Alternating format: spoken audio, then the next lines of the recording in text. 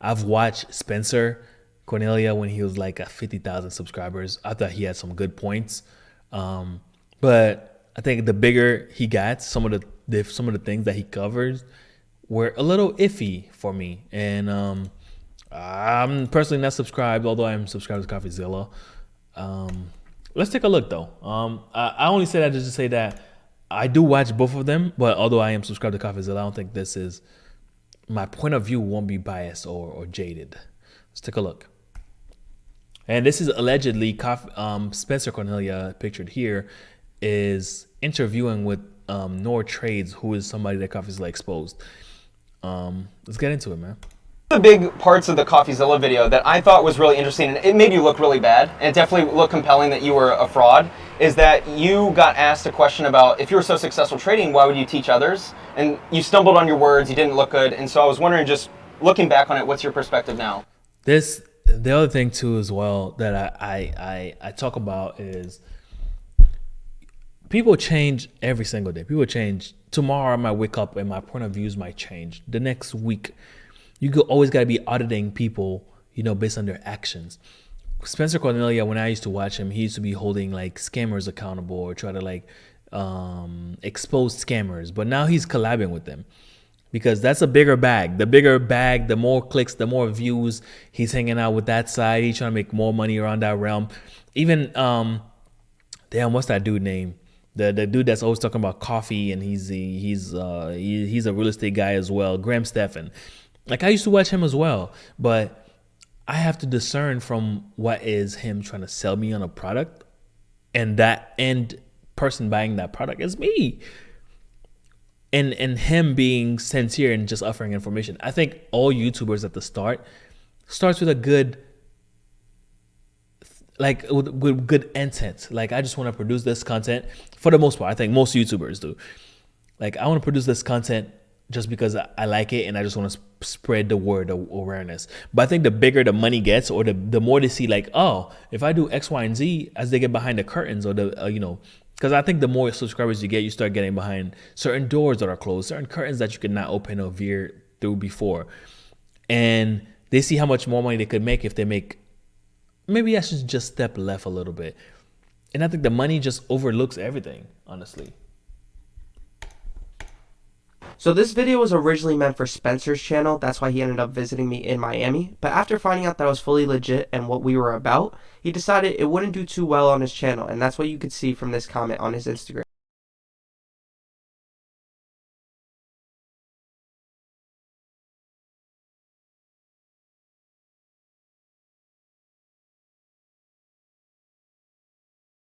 I'm looking at the 420 puts if we get there on Netflix. Earnings this week and FOMC announcement, so implied volatility is pretty high. My entry is going to be about 420.20, guys. I'm in these. A little early, but I like the weakness. Oh, there it goes. Wow. Oh my god. Very nice. And that's how you do it. That was fire, number. Dollar drop right there. Probably the math on my contract right now. I played it with 5 contracts. Looking at the 440 calls just in case I decide to take this. This part is boring as fuck. I want to get to the meat and potatoes of shit. It is basically what he does. He's a trader. I think supposedly this guy was multi-millionaire at 16 just of trading.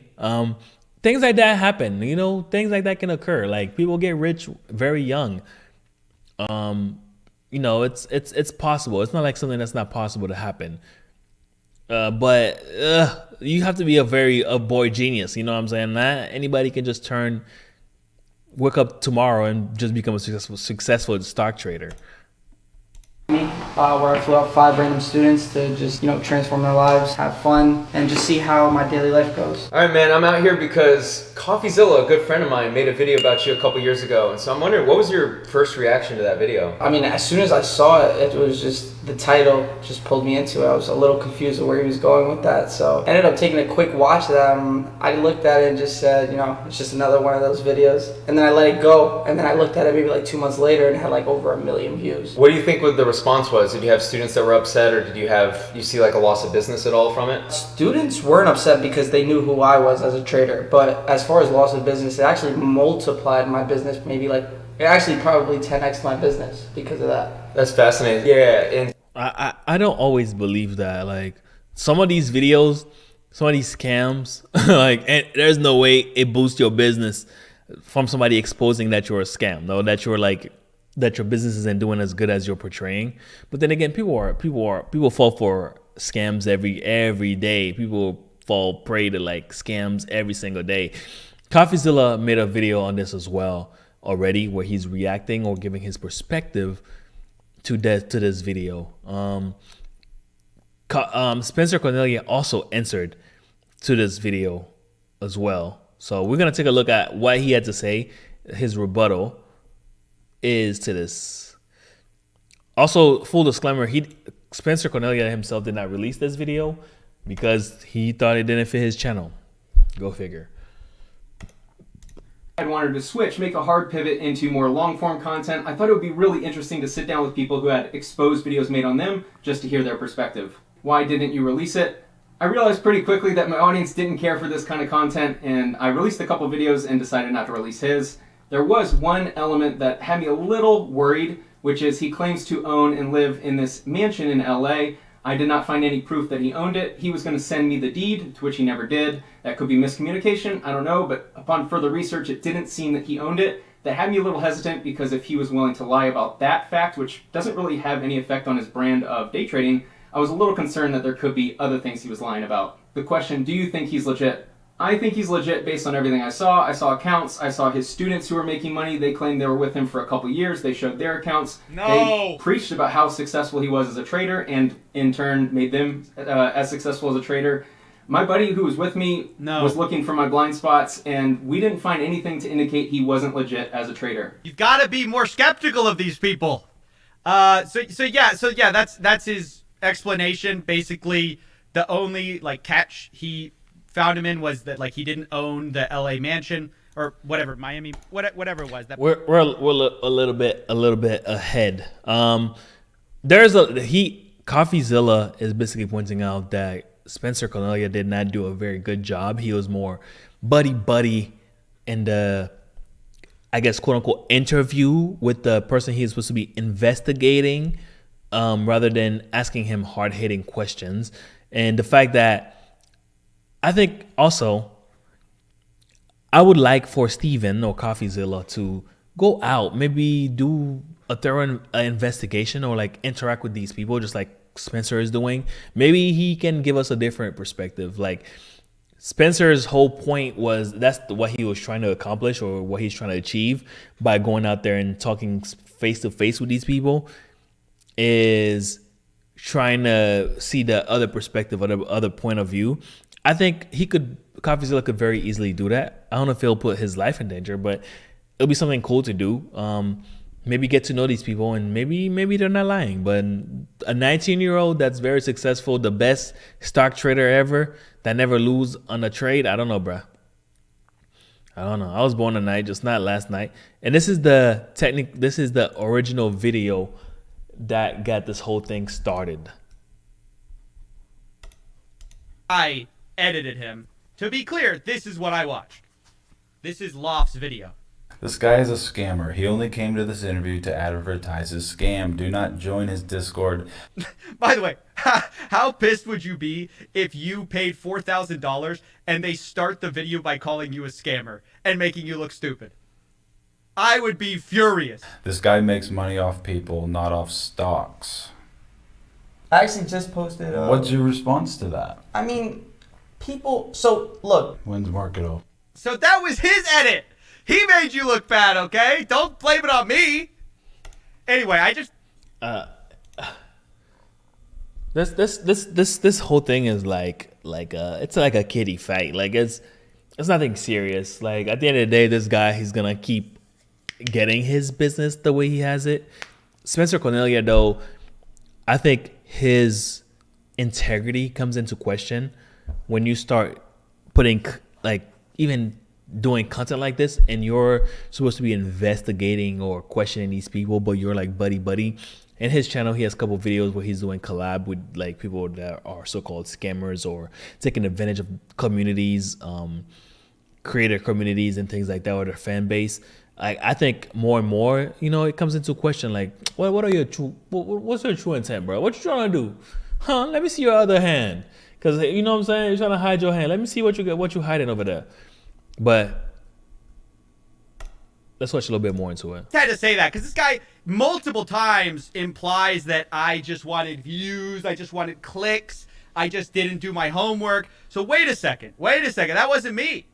But anyway, let's continue. Every interview and podcast, people who get interviewed know that they have to let you know the questions beforehand, or they have to ask you at the end of the video whether those questions are okay or not with you to be posted. And No, that's not how great podcasts work. No. Predefined questions, especially for something that you're investigating. It's like in court they do that. I mean, of course, if you don't like something, you have the right to say no. I want this to be cut out. But it's not. If somebody's investigating you or investigative journalist, they don't have to send you the questions prior to them asking you the questions. Like that doesn't make any sense. I've approved those questions, and I even came up with a couple of those questions with him. We're right here with the. Okay, that's another part I wanted to talk about real quick. So Noir Trade says, if I had looked bad, why would I approve these questions? I had to approve these questions because I paid for this. I found this surprising, and I didn't believe it for a second. So I asked Loft. I emailed Loft, and I said, hey, is it true? I mean, I think this whole thing is just kiddie fight. The most that will come out of this is Spencer Cornelia will lose some of his credibility around the YouTube sphere, right? And I'm sure he's gonna make a video on this, entering on it, and we'll be sure to catch it and watch it and see what he has to say in response. Because Coffeezilla, at the end of the day, he's in the right in the situation, because he did his video and he had proof that this guy was not a scammer. This guy doesn't have any proof. It's just an interview of him responding back, like that he's not what they say he is. Like also, this like the original headline: the 19-year-old Noir Ataza turns 20,000 into 2 million in 1 year. Like, what the fuck? Stock trading genius. Like, this is obviously like a written page crap. It's not like /page. You can see from the archive, this is back in July 7th, 2019. It says 19-year-old Noir Ada turns 20K into $2 million in 1 year. And then when you go to his website, look at what he said. In 2018, he said, check it out at noirtrades.com. This is the verified Noir Trades account. Now the website goes to stockhours.llc.com. But at the time, it went to noirtrades.com. And there it is in black and white, this sales page that he says I made up, that I invented, that never existed. I just can't believe this guy so blatantly lied about something that he knew was on a website of his. That wasn't a funnel into the Discord at the time? That wasn't my actual website. I mean, who in their right mind is going to believe that this kid is 19 years old and is a financial expert? You know, it happens. We have outliers that people become super geniuses and at a very early age, but even they have to commit time to become a savant at one particular topic. Like these Wall Street bets, not even Wall Street bet, these Wall Street traders, bro, majority of them, I would say 95% of them, they like go to school, rigorous school, just to be able to trade at a high level. You know what I mean? And this guy, he's only 19. He still got milk under his nose. You know what I'm saying? That's what the old people say. You still have milk on your nose, son. What you talking about? Like, there's no way you way up there like that. I wouldn't believe it. Like, in general, that's where I want to end this video. I don't think or the stream in general. I don't think there's any cojones to this. Okay?